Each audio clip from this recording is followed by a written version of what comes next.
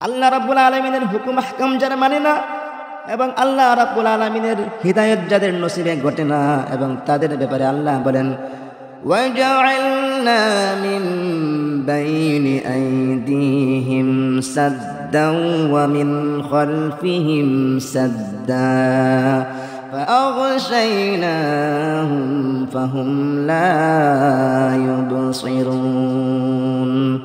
আমি ওদের সম্মুখে এবং পিছনে অন্তরাল স্থাপন করে রেখেছি এবং ওদের দৃষ্টির উপর আবরণ রেখে দিয়েছি, ফলে ওরা দেখতে পায় না। অর্থাৎ তাদের পার্থিব জীবন সৌন্দর্যময় করে দেওয়া হয়েছে, আর এটা যেন তাদের সম্মুখের এক আড়াল, যার কারণে তারা পার্থিব সুখ এবং আনন্দ ছাড়া কিছুই দেখে না। এটাই তাদের ইমানের মাঝে এক অন্তরাল এবং পর্দা স্বরূপ।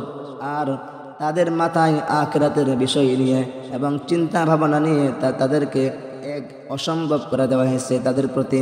এটা যেন তাদের পিছনের এক আড়াল, যার কারণে তারা তওবা করে না, আল্লাহকে ভয় করে না, আল্লাহর আযাবকে ভয় করে না, আর আল্লাহর নসিহত তারা গ্রহণ করে না, কারণ আখিরাতের কোনো চিন্তা ভাবনা ওদের অন্তরে নেই। অর্থাৎ তাদের চোখ কি আল্লাহ রাব্বুল আলামিন পর্দার দ্বারা ঢেকে দিয়েছেন ইমানের শক্তির দিক দিয়ে।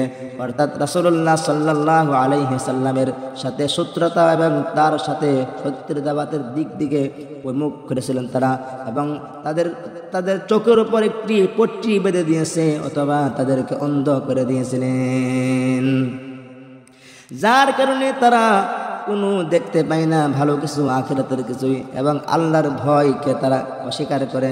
এটা তাদের এবং তাদের পরবর্তী অবস্থায় দ্বিতীয় এক উদাহরণস্বরূপ।